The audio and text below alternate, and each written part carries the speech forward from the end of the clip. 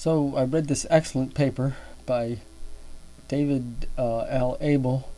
It's called "The Capabilities of Chaos and Complexity," and he's from the Gene Emergence Project,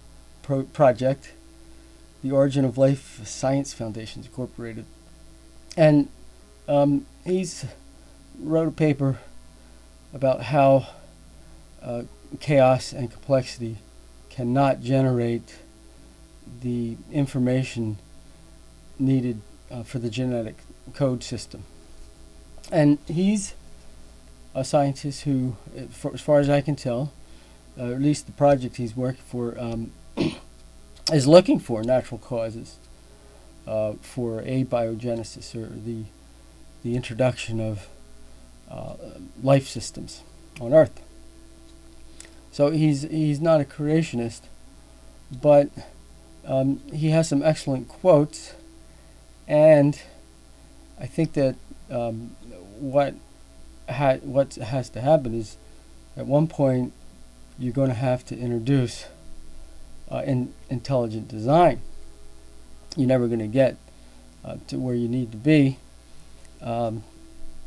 with the just natural causes and random influences. And he says the same thing, so I don't know what he would think he's eventually going to find. Well, let me read some of his quotes. He says, "No known natural process exists that spontaneously writes meaningful or functional syntax." He also says, "Inanimate natural processes have no motivation, let alone formal skills, to pursue integration of pathways and cycles into a holistic metabolic scheme."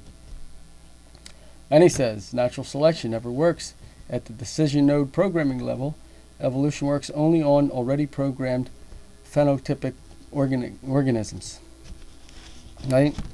He also says, "An inanimate environment has no ability to program for a potential function that does not yet exist."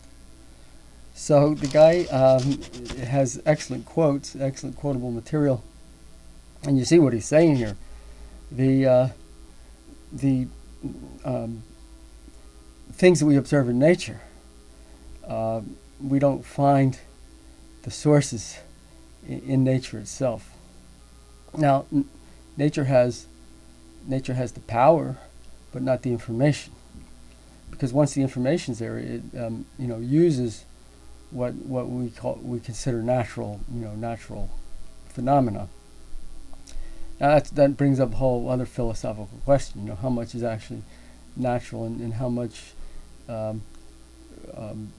really is requires God's constant supervision, even to keep the constants constant, for instance. But I can accept the idea of constants in light of the fact that God says that after 6 days of creation he rested. Having constants could provide you, provides God that opportunity to rest, I suppose, if you want to look at it like that. So I drew this simple illustration. We have some pile of logs and a pile of stones, and we want to end up with that stone shack, right? So, oh, by the way, I'm going to try to illustrate this phenomena that David Abel's talking about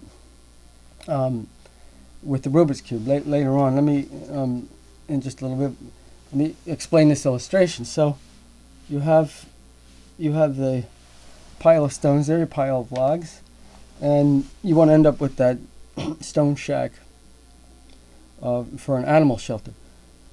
So what you do is you want to do it how evolution does, and you just wait. And by the way, when I use the term evolution, I don't mean that organisms have the ability to adapt to their environment or interact, feedback with their environment. That's not what I'm talking about. When I I'm using the word evolution, I mean that the idea that somewhere along the line inorganic chemicals came together and through energy inputs turned into living things. That's what I'm talking about. Now you might want to say, well, that's abiogenesis. I'm all right with that, but the reason I'm calling it evolution is because all the textbooks do. So, you know, I would rather just stick with the way the language is normally used instead of being technical about it. So, anyways, you wait for the wind and the rain, and we know that a good flood could move those stones. You only need to move them about 10 to 15, 20 feet. You include 3 dimensions. And we know a flood could move them 10 to 15, 20 feet. So the power to do that, the nature has the power to do that. And the logs, a good hurricane force winds, get those logs flying up there onto where the roof is supposed to be, and the doorposts. So we can see that nature has the power requirements, but what's lacking, of course, is the information to get those materials to assemble in that meaningful way. Now, if you think about molecules, there's only so many types of bonding.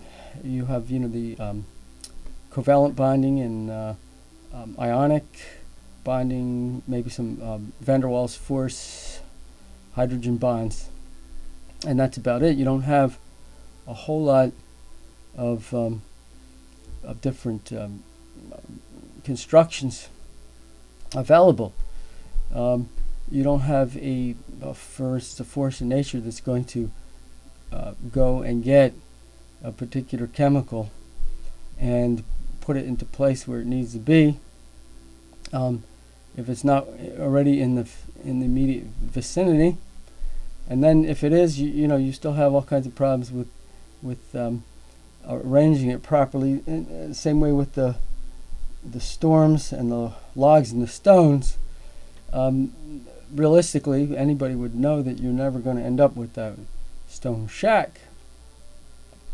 Well, here's my illustration using the cube, the Rubik's cube. I have a scrambled cube, and I'm going to apply a simple algorithm to, a simple algorithm to the cube. I'm leaving that glass there so that I can keep the cube in front of the camera.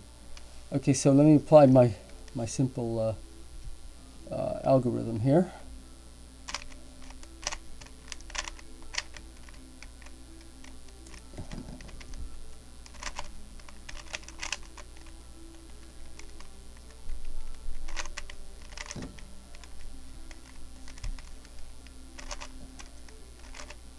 Okay, so there's your cube solved in a very short period of time.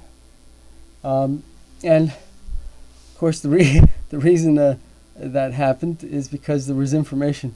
I had loaded the cube with information up front. Somebody who really knows their cubes probably knows that trick. So my point is, see, I was able to do that very simply, but it's only because that what looked like the random cube was not actually all that random. Now I'm going to try the same algorithm on this cube here and see what happens. It's arranged differently, but I'm going to do the same algorithm. Let's see what we get. Okay, and then and one more time. Okay, that's what we end up with. All right, so you can see not much order came out of that. In fact, what we end up with here is something that would be more comparable to your primordial soup. In other words, we took the same chemicals And we applied some random, which really wasn't random, but it was, let's say, the patterns that nature is able to generate. And all you got was a primordial soup, and you wouldn't be able to ever get past it with the limited palette of potentials that are in nature alone, because much more information is needed. Now, this one can be solved now, but it's going to take an awful lot more information than the one that had the information loaded up front. So somewhere in the process, the information has to be put in. When God created, according to the Bible, he used the mud of the earth, clay of the earth, and constructed living things, and Adam and Eve in particular. But you see what happens there. You have some building materials, but then you had to oversee the construction with a lot of intelligent input. The building materials themselves were, with just the constants of nature, were not going to get you to this stage ever. Okay, and that's what this guy's saying with the capabilities of chaos and complexity. I mean, the best you can hope for is this, but you're never going to get beyond, because the the amount of information needed is not in the constants of nature at that level. So that's, I guess, what I'm calling another nail in the coffin of evolution.